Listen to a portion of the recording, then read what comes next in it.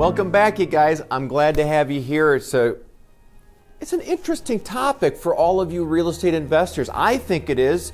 It's a big question. What are we talking about today? Today we are talking about the difference between residential versus commercial investments.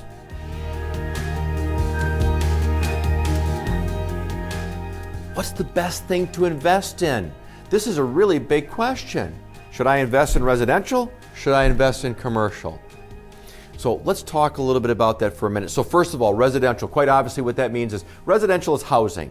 Okay, lots of interchangeable terms. Housing, multifamily, apartment buildings, duplexes, triplexes, fourplexes. That's the housing side of things. When I talk about commercial, I'm going to talk about commercial referencing retail, office, industrial, maybe net lease. And of course there's even land investments as well, but I'm not going to talk about land today, but I will at another time. So that's the distinction that I want to make here, you guys. It's either kind of a residential dwelling and that investor who wants to take care of those types of tenants versus the type of landlord that wants to deal with business tenants. All right, so that's their distinction here today. Key differences, you guys, there's a ton of differences here. And it's one of the reasons why many times when people will, as investors, professional investors, they stay in their space. They stay where they know. Many people who invest in multifamily, they only invest in multifamily. Okay, their portfolios are multifamily portfolios. Maybe it's a ton of single-family homes mixed with some small residential multifamily like duplexes, triplexes. Maybe it's just apartment buildings, maybe all the way up to the trophy apartment buildings. And of course, many of the people that invest in office are just office people. Retail, industrial, very much the case with industrial. Many of the people who hold industrial portfolios, they would never think about holding other types of product. You're not going to necessarily own 2 million square feet of industrial space, but I also own those apartment buildings over there. Now, don't get me wrong. Yes, we're going to find examples of that somewhere around there, but many times it is very specialized because the information and the way we navigate each of those product asset groups is very different. So let's start with some of those differences. I'm going to hit on just the main ones right now. Market demand. This is a really big one. Why? Because any of you investors out there know right now, what's one of the biggest reasons why you really love having a single family home or a duplex or the small apartment building? One of the key reasons why people always say, but Mark, I don't know about investing in an office because, how many people need offices? And what if they don't need offices anymore? Or retail? Retail's changing. Everyone's buying everything online. What if suddenly no one's going to a shopping center anymore or going to their retail places? But Mark, everyone needs a place to live. And if everyone needs a place to live, then I want to invest in where people live. And is that good logic? Yeah, it's fine logic. It makes sense, right? Especially like in our market, the Minneapolis market, where we have for years, super low vacancy rates. Our occupancy is crazy high. Our vacancy is very small. What's that mean? Tremendous market demand. I don't care where you are in the country or where you are in the world, you probably have that same issue within your marketplace, affordable housing. Okay, I don't care if it's the kid coming out of college or it might be the elderly person, it might be someone that needs a studio apartment, a 1-bedroom, a 3-bedroom apartment for the family with 2 kids or 3 kids and they're renting. And they can't find affordable housing. The bottom line is market demand. That's the beautiful thing that you always have when it comes to dwellings, living spaces, a house, that duplex, the apartment building. There's always a lot of demand for that product. Not always, but you get my point. A lot different than when we get into some of the other products. Completely different marketplace, right? If you're dealing with the folks that need a place to live versus the person that needs to find a place for their office, you're talking about the consumer versus the business. These are completely different waters to navigate. That's what you've got here. Very different. For instance, I don't sell houses. Okay, now back in the day, representing investors, I sold lots of investors, lots of houses and small multifamily because I personally owned many of them and I did well with it. And so I was representing clients and helping them build portfolios with that type of investment. But now we're focused more on commercial types investments. We're also focused on commercial investment properties because it's business.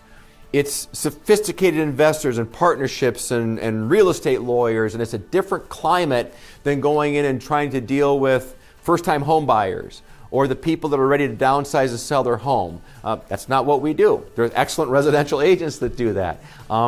That's not my thing. It never will be my thing any more than they should be necessarily playing over on my space, because they're distinctly different. And when you're an owner and a landlord, it's equally different. It's very different when we're dealing with a retail store, a restaurant, a bar, compared to a tech company office user, compared to a manufacturing company that needs 18 feet clear height and they need multiple phase 3 with their dock doors and dock pull-ins, versus I need a 2-bedroom apartment and the laundry machine broke in the basement. Guys, our world of real estate is enormous. It's gigantic. All right? And that's the key thing here. To try to use some generalizations sometimes, it just kills me, because it is so very, very different. And the same holds true as we're comparing, should somebody be more on the residential side or the commercial side. So, turnover, right? Turnover. They move out of the apartment. You need to get that apartment ready for the next people. It's a lot different than you need to go get that office ready or that storefront ready. Certainly that 100,000 square foot manufacturing building ready for the next manufacturing tenant. Are you kidding me? I mean, you're talking about night and day difference here. We can go and turn over an apartment sometimes maybe in a weekend, maybe in a week. Maybe it's carpet and paint and some cleaning. You know, sure, maybe you still need to do some rehab to the kitchen or to the bathroom or what have you, but the amount of work and the amount of turnover costs when it comes to, turnover costs, when it comes to turning over that apartment or that residential housing is very different than when the office tenant moves out. I'm in a Class A office right now. Okay, this is one of our offices. Part of what we navigate in our everyday work is what's called build-out costs. And build-out costs today, has been, today will be very, very expensive, very complicated. All right, you should never think about buying an office building or a retail building if you don't have very deep pockets or unbelievable banking relationships with lines of credit to be able to put these properties together in a way to go create that 10 years worth of income on that office unit. So bear that in mind as you're looking at that retail building over there or that office building versus residential multifamily housing. Lease terms. I mentioned it a couple minutes ago. Apartments and houses, typically, what are you looking at? You're looking at annual leases, year by year. Many landlords in that space love to keep month to month going. They actually don't even want to make a year commitment to a tenant. They want to keep it very fluid. They want to make sure that if there's any issues with paying rent or anything else, that they don't need to worry about having a lease term in place, and they want to keep it very, very fluid to be able to say, listen, give me a 30-day notice, a 60-day notice, and you can vacate. You can move out of here, and then we'll all part our ways. Well, when it comes to retail and office and industrial, you guys, it's completely different. We don't want 1-year leases on office and 1-year leases on retail. Nothing about that makes very good sense. Now, in a very challenging market environment, and you've got a nice little office there, it's turnkey. It's ready to go, okay? Little accounting business can come in, real estate business can come in, pop in your desks. You're up in business in a matter of a couple days. Great. There isn't any big build-out costs. Maybe that landlord says, you know what, I'll put them in for a year, 18 months. We'll do a short-term lease. But on office and retail, industrial, you're typically looking at 3, maybe as short as 3, 5-year terms, up to 10-year terms. All right? And then when you start getting into Class A, you're certainly talking about longer lease terms. Why? Because the cost to put all of this together is so expensive that you're not doing this on the short term. Nobody's getting a return on their investment. I don't care if you're the landlord contributing to a tenant improvement allowance, or if you're the tenant improving your leasehold improvements or paying of your rents. This is a long-term obligation, a long-term amortization, so to speak. Leasing timelines, here too. Boy, oh boy, if you got great market demand for that duplex, for that upper 2-bedroom, and you throw the ad on Craigslist or apartments.com, and the next thing you know, you got 25 people that want to rent that apartment, and you're like, this is awesome. I can't believe this. This is killer. I just threw an ad out there, and they're knocking down my door to rent my place. But look at that retail strip center. Why do they have a sign out there for lease? And I drive by it every single day to work, and it's like, for lease, for lease, for lease? right? You guys see that. You see that out there all the time. For lease signs out there, this is what we do. This is our world. Okay, first of all, those landlords, they're not just putting any office tenant, retail tenant, or industrial tenant in there, but the leasing timelines are night and day different. Okay, because we look at a house or an apartment and we think that shouldn't be sitting vacant for any longer than the turnover period. If that tenant vacates and I got to get that thing cleaned up, maybe put down new carpet, maybe I'll lose a month worth of income. But I'm not going to lose more than 30 days worth of income because I'm going to have that thing marketed, I'm going to have it cleaned up, and I've got my income going right back in there. That retail business goes out of business, and as you know, that's happening a lot these days. And the office users aren't using their office and they can't afford to pay their office rent, and the next thing you know, they're gone and there is no rent. Yeah, you can deal with trying to collect against the personal guarantees on the lease. Have at it. Knock yourself out. You get what I'm saying here, right? Suddenly you're sitting in a situation where you can't just go throw up a sign or go on Craigslist and the next thing you know, kaboom, you've got another tenant in your office and retail building. That is why when you're playing in the commercial investment space, you better have deep pockets. You better have it on the residential side of things with the housing. You better not be undercapitalized. You can't be over-leveraged and undercapitalized. Real estate's a money game, you guys. And it's a wonderful thing, but it's not a wonderful thing if you don't have the money to back you up to be able to support what you're doing over there. So those leasing timelines, you know, if someone says, gosh, if this thing goes vacant for 6 months, I'm toast, man. I'm done. I won't be able to pay the mortgage if that office user, if they vacate the second floor and they don't pay me my office rent, I'm done. That's no good. You don't belong in that type of a real estate investment. Leasing fees, okay? Professional landlords oftentimes hire professional commercial brokers to lease their spaces. That's one of the services, it's one of the core services that we provide, okay? The same way we sell an office building and retail buildings and industrial buildings, we also provide leasing services. And we help go through the process of the packaging up and the positioning and the marketing and the filtering and the touring and the negotiations, okay? Because landlords don't want to do that. Broker, go do your job. Go find me a great tenant and go create a bunch of income for my space for the next 5 or 10 years. That's our job. And we get paid a reasonable fee to do that. It's very different than the fees that you might be paying for someone to go lease up an apartment for somebody for a year. My point in this, you guys, is that sometimes people have no idea how expensive leasing fees are when it gets into industrial buildings and retail buildings and office buildings. And you know what? When you pay those leasing fees, it might be, let's say it's a 10-year deal.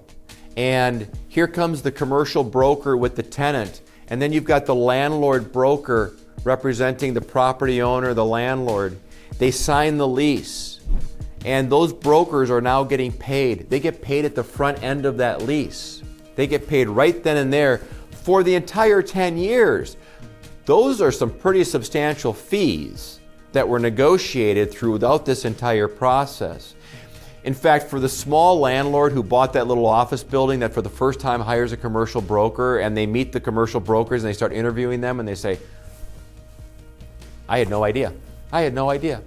I had no idea that by the time I had to fix up the space for that tenant and I had to do all that work after sitting here vacant, and now I finally got it leased up with you, commercial broker, and now the fees that I'm facing, this is a lot of money. And the answer is yeah, it is a lot of money. And so we want to make sure that everybody understands this clearly. And then finally, guys, compliance. Now, is there a lot of compliance issues? Are there a lot of compliance issues on the housing side? Yeah, of course there are, right? The Attorney General's office oversees, in our state, they oversee other agencies as well, by the way, but the Attorney General, which is a pretty powerful office, right? Hey, by the way, if you don't know this, make sure you go to your state's Attorney General's website. Minnesota, go to our Attorney General website. There's a thing on there called the Landlord Tenant Handbook. And if you're a real estate investor and you don't have that son of a gun in your back pocket, figuratively, you better get it. You better understand it. You better know it. You better read it. And if you're a tenant and you want to understand what your rights are, it's all based on the way your Attorney General's office does this. So compliance. Let me get back to my compliance issue. Lots of compliance. I don't care what it is. There's lots of compliance. But if you're going to go rent and you've got an apartment building, there's all kinds of rules and regulations from the city to the state, and even sometimes on a federal level about who can be in the building, who can't be in the building, and security issues, and all kinds of things that come into play. It's really critical that everybody understand that. Let's do kind of a reverse here. Let's say that you've owned your office and you decide like, hey, this office thing's kind of tricky. I'm just going to go rent some of those apartments out. And you know what? That's my apartment building. I'll do what I want to do, when I want to do it, with whom I want to do it with. And you think, so, oh, really, Mr. Big Shot? You think you want to play that game? No, it doesn't work that way. You're under the thumb of compliance. You got rules to follow, and you got lots of rules to follow. And when the city comes through and they do their compliance inspection, or if it's subsidized, you have all of those agencies coming through and doing their inspections, and you've got this big laundry list of items of fixing the handrail, and why is your HVAC got a red tag on it, and what about the windows not staying open when they open up, because if that window goes up but it falls back down, you know what's going to happen. The little kid's going to stick their neck out and it's going to hit. You get my point. There's such a long list of these items, and you come to learn these after you've worked in the industry for a very, very long time, and you start to realize, like, so to replace that window costs how much? And to fix that window costs how much? And if I don't do it, what happens? And so suddenly you start to realize, like, oh, yeah, okay, I better have my act together, and I better be well capitalized to handle this. So, just like in real estate sales or transactional brokerage, and I've talked a lot about in the past about the difference between residential and commercial. Same thing with investment, you guys. These are two different worlds. You got to really get to know your world, dive deeply into it, stick with what you know, surround yourself with the best people, the best of the best of the best, right? The best lawyers, the best accountants, tax attorneys, commercial real estate brokers. Have the best team you can possibly have to advise you. That's the smartest thing you can do to mitigate your risk, is surround yourself with people much smarter than yourself, right? We all know that. So I hope this helps you. I love sharing my information about real estate investing with you. All things commercial investment, from the very simple to the very most complicated. If you subscribe to our YouTube channel, you guys, we've got lots of good stuff coming your way. And again, I like to speak to everybody from the beginner to the intermediate to the very most advanced investors and talk about some very complex subjects. And we've got some of that coming up here pretty soon as well. So I hope you'll subscribe. I hope you'll check out our website, resultscommercial.com. Don't hesitate. Drop me an email. Give me a phone call if there's any questions that you have, or maybe you're looking for a commercial broker in your market. We're very well connected. We're always happy to help you out. And I really appreciate your time today. So thank you.